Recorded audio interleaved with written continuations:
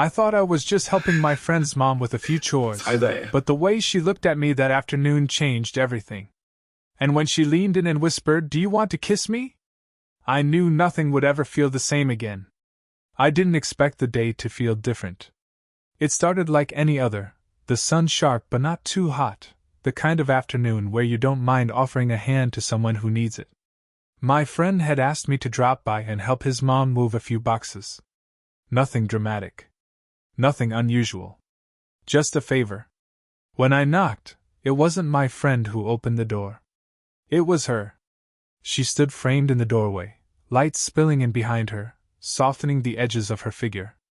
There was something effortless about her presence, not the kind of beauty that demands attention, but the kind that makes you pause without realizing why. She smiled, a little surprised, and brushed a strand of hair from her face. "You're here already? He didn't tell me you'd be this early," she said. Her voice carried warmth, but underneath it I caught something else, a note of weariness, maybe, or loneliness. It struck me in a way I didn't expect. Inside, the house felt lived in yet quiet. A faint scent of lavender hung in the air, mixed with the comforting trace of coffee.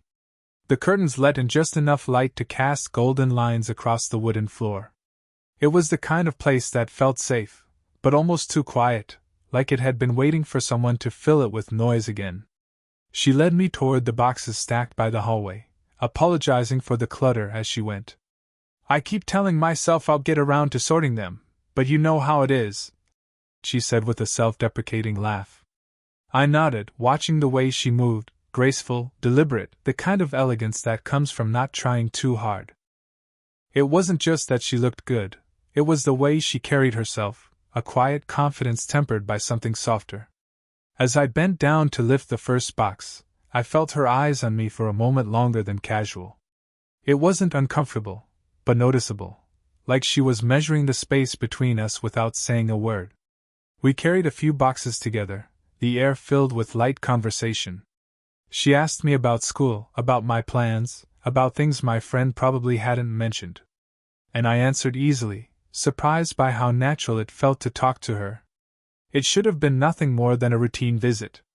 But in the small details, the way her hand brushed mine when she passed me a box, the way her laugh softened the silence of the house, the way her eyes lingered just a second too long, something began to shift. I had come expecting to help my friend's mom with a few chores. Instead, I found myself noticing her in ways I hadn't before. And though I didn't know it yet, that quiet afternoon was about to change more than just the order of her boxes. The work didn't take long. A few boxes in the hallway, a loose shelf in the living room that needed tightening, nothing that required much thought.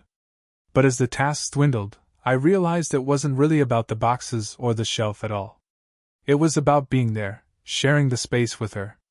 She moved gracefully around the room, showing me what needed fixing, laughing lightly when she admitted she could have done some of it herself but preferred a strong set of hands. There was playfulness in her tone, but underneath it, something else lingered. At one point, she reached for a small box at the same time I did. Our hands brushed, just a light graze of skin, but enough to make me pause. Her fingers were warm, her touch softer than I expected. She pulled back quickly, smiling as though to mask the moment, but her eyes betrayed a flicker of awareness. "Sorry," she said, almost too quickly. I shook my head. "No, it's fine." The silence that followed wasn't uncomfortable. It was charged, like the air had thickened between us. I noticed the subtle details I hadn't before, the faint scent of her perfume, something floral with a hint of spice, the way her sweater sleeves slid down to cover part of her hands when she gestured, the soft creases at the corners of her eyes when she smiled. We ended up sitting for a moment after the work was done, the late afternoon light filtering through the curtains. She poured us both a glass of iced tea and set mine in front of me, her hand brushing the edge of my wrist as she did. Again, the smallest touch, but I felt it echo longer than it should have. "You know," she said, stirring her glass absent-mindedly, "it feels strange sometimes. The house, it's too quiet now."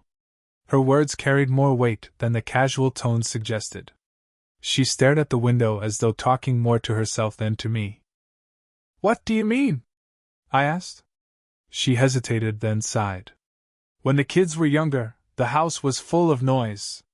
Laughter, arguments, the sound of doors slamming. Now it's just me most of the time. It's peaceful, sure, but sometimes peace feels a lot like loneliness. Her honesty caught me off guard. I didn't know what to say, so I just listened. She glanced at me, as if checking whether she'd revealed too much, but when she saw I wasn't judging, her shoulders relaxed. The moment felt different now, no longer just a friendly errand, but something more intimate. A quiet sharing of truths. As the light dimmed and the house settled into stillness, I realized how close we were sitting. Our chairs angled toward each other, knees nearly touching. Neither of us moved away. It was in those small silences, those accidental brushes of hands, those glances held a second too long, that something unspoken began to take root. The late afternoon stretched gently into evening, shadows beginning to draw long across the room. I had already done more than my friend ever expected me to, but somehow I didn't feel the need to leave. She didn't seem in a hurry for me to go either. Instead, we found ourselves lingering, iced tea in hand, small talk giving way to softer, more personal notes. She leaned back in her chair, watching me with an almost playful tilt to her head. "You've changed since the last time I really saw you," she said. I laughed, unsure what she meant. "Changed how?" "Well," she paused for effect, then smiled. "For one, you've gotten stronger. Or at least, you look like you actually know your way around a gym now." Her words carried a teasing edge, but there was a warmth in them that went deeper than casual observation. I felt my cheeks heat slightly, though I tried to play it off. "Guess someone has to be strong enough to lift all these boxes for you," I said with a grin. She laughed, the sound soft and melodic, filling the quiet house like sunlight spilling into a dark room. For a moment she touched my arm, a light, fleeting gesture as if she needed to balance herself mid-laugh. Her hand lingered just a second too long, warm against my skin, before she pulled back. "That's true," she said, eyes dancing with amusement. "But still, it's different. You carry yourself differently. More steady, I think." I didn't know how to answer that, so I just shrugged. But inside I felt something shift. Her words weren't about strength or appearance. She was noticing me, not just as her son's friend, not as a passing acquaintance, but as a man. I looked at her then, really looked, and realized how natural it felt to sit here, talking, laughing, letting the silence stretch between us without discomfort. When the laughter faded, her expression softened. "You know," she said, almost as though admitting a secret, "I don't usually have this kind of company. It's nice. You're easy to talk to." Her voice was gentle, almost vulnerable, and it carried more weight than she probably intended. My chest tightened slightly at the honesty in her tone. "I like talking to you too," I said quietly, meaning it more than I expected. She smiled, but there was something thoughtful in her eyes, like she was measuring how far to let the moment go. Then, as if catching herself, she laughed again and shook her head. "Listen to me," sounding sentimental. "I'm sure you didn't sign up for all that when you came here." Her words were wrapped in humor, but I could feel the truth beneath them. And though she disguised her confession with a laugh, I heard it clearly: she enjoyed my presence, maybe more than she wanted to admit. In that moment I realized, the walls between us weren't as solid as I thought. They were softening, slowly, one laugh at a time. By the time the sun began to slip lower in the sky, the house had grown quiet in a way that felt different from earlier. It wasn't the silence of emptiness anymore, but the kind of stillness that comes when two people no longer feel the need to fill every gap with words. We sat together in the living room, the boxes stacked neatly in the corner, our glasses half finished on the table between us.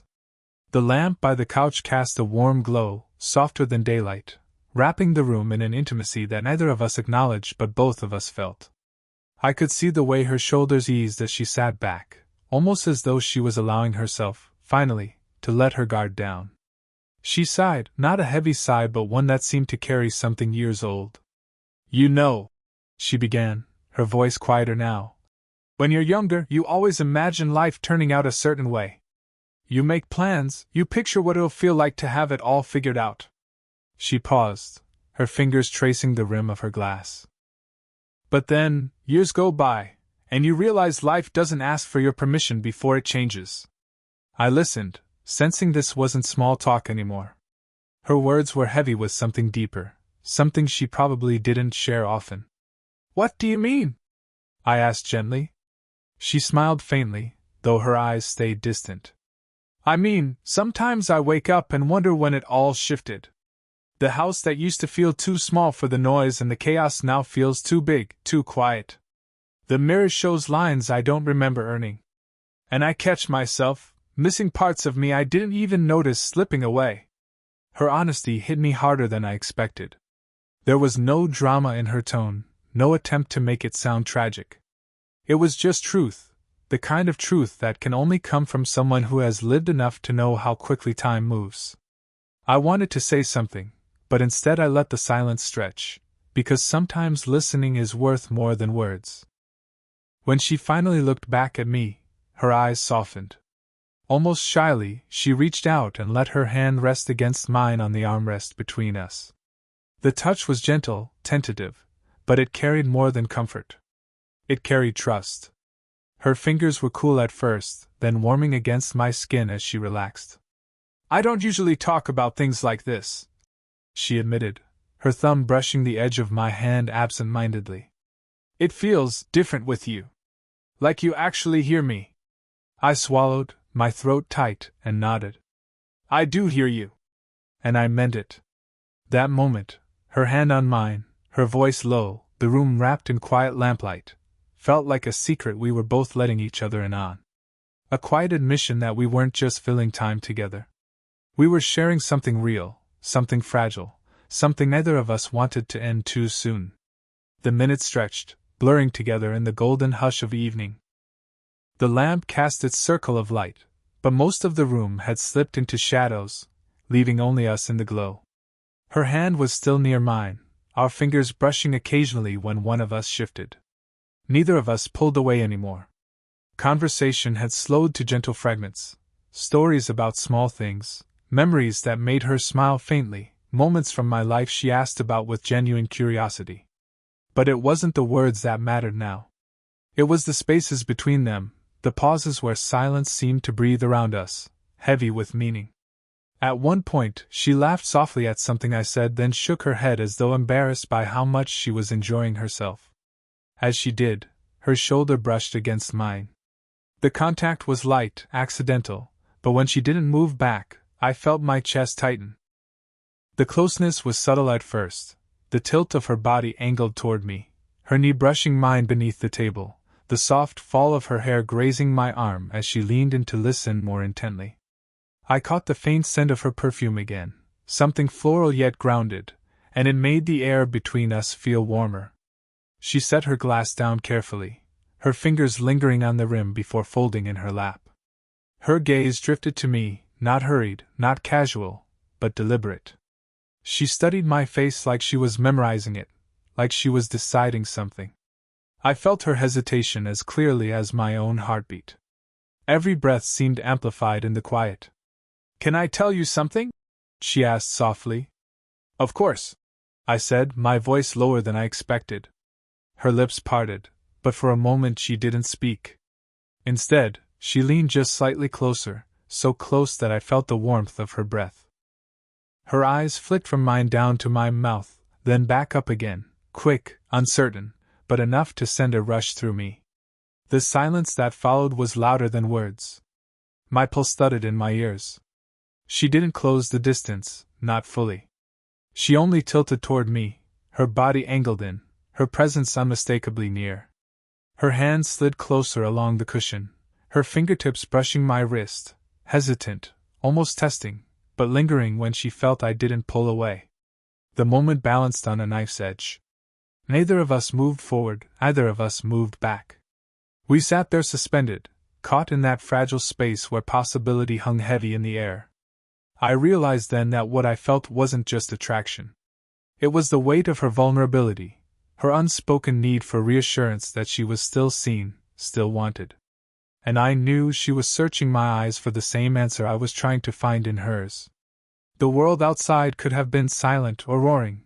I wouldn't have noticed. All I knew was the warmth of her shoulder against mine, the delicate brush of her hand on my wrist, and the closeness of her breath hovering just inches away. The question she hadn't asked yet was already there between us, trembling in the space of a heartbeat. The room had grown so quiet I could hear the faint ticking of the clock on the wall. The house no longer felt too big, too empty. It felt like the air itself was holding its breath, waiting for something neither of us wanted to say aloud, but both of us felt pressing closer with every heartbeat.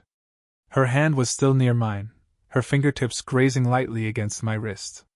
That small contact carried more weight than I could have imagined, delicate, fragile, yet charged with something unspoken. My pulse raced beneath her touch, and I wondered if she could feel it. She leaned in just a little more, her shoulder brushing firmly against mine now, not by accident but by choice. I turned my head slightly, and suddenly her face was close, closer than it had ever been.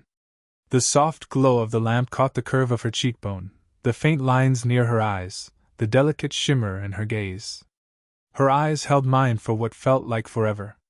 And then, with a breath that trembled just enough for me to notice, she spoke. "Do you want to kiss me?"